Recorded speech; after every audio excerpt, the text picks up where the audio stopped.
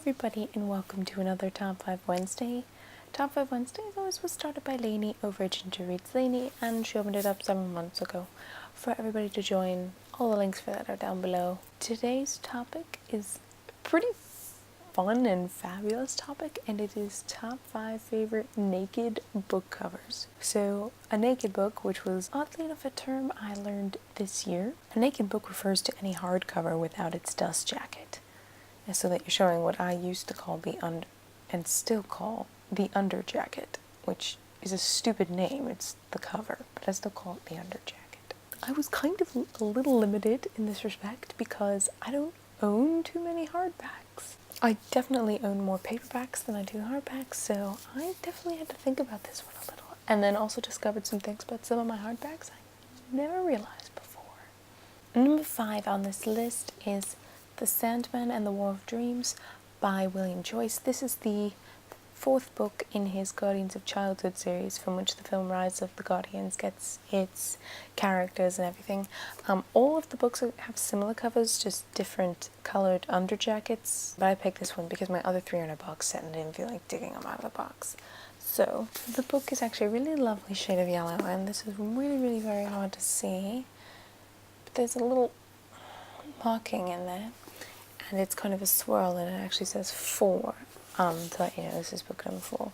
But then the spine is really very beautiful. It's designed to kind of look like an old book of fairy tales, which I appreciate immensely. I love really pretty spines that actually relate nicely to the book in question. And number 4 on this is a book I literally just purchased, and that is Ruin and Rising by Leigh Bardugo. This is the 3rd book in her Grisha trilogy, which I read the other day. It was amazing. And I have the Barnes & Noble Collector's Edition, so it's in gold other than silver, which I think is pretty bitchin'. But you take the cover off, and the underjacket is just a plain black. However, maybe this one will be a little easier to see. You can see the little image of Ravka right there. And then you get to the spine. Now that's a spine. It just says the title, Ruin and Rising, then it also has the firebird that's on the cover, which I think is really cool.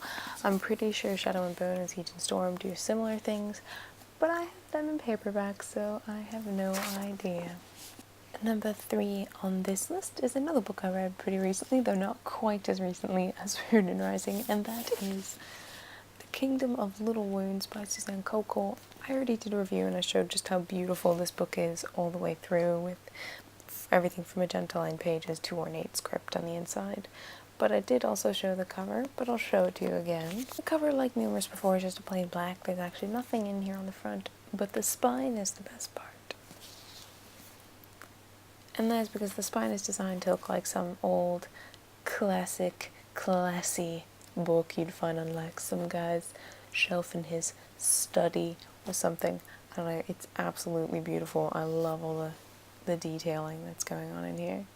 And number 2 on this list is a book whose underjacket I'd only just looked at today when I was looking for ones to pick, and that is Ink Death by Cornelia Funk. Inkspell is going to have a similar thing going on for what I'm going to show you for Ink Death, which is the 3rd book in her Ink World trilogy. My copy of Ink Heart is a paperback, so I have no idea, but I bet it does the same thing. And when you pull the jacket off, the underjacket is quite literally the exact same as the cover. It's printed on here, which I think is amazing. The spine is the same way. It's beautiful. And then the back also has a little moth butterfly thing going on, but I think that's really awesome that they took the time to print the cover again on here. And it's also, not only that, it's printed and it's shiny. Sort of. I don't have enough light to show you guys. The sun's not out. And my number 1 naked book probably doesn't come as that much of a surprise, as I've shown this book too, and I've talked about how much I adore this book. And it is The Bone Season by Samantha Shannon. It already has an actual like dust jacket cover that I love because it's just shiny and pretty and has color opposites and things going on, but the underjacket, guys, this is the book on the underjacket. Awesome. mean, this is something on the front I don't have to like drag up close to the camera so you can see. It's the same symbol that's on the cover dust jacket. It is the symbol of the 7 dials as in London, though it does have this anchor for Scion, who's the big kind of dystopic government of the story. And the spine is beautiful as well, having the lotus flower and Scion London symbol. I also just noticed that the 1 here is filled in gold, and I have 2 theories as to what that means. 1, it could mean this is because this is the first book in the series and there are going to be 7 books, so I'm guessing maybe progressively they'll fill these in, I guess. Not too sure. Or it could mean that this is a first edition, but not 100% sure on that one. Alright, there you go. These are my top 5 naked books. I'm going to go clothe them now so that they don't feel so exposed. So that's all for me today, you guys, and then until next time, cheers.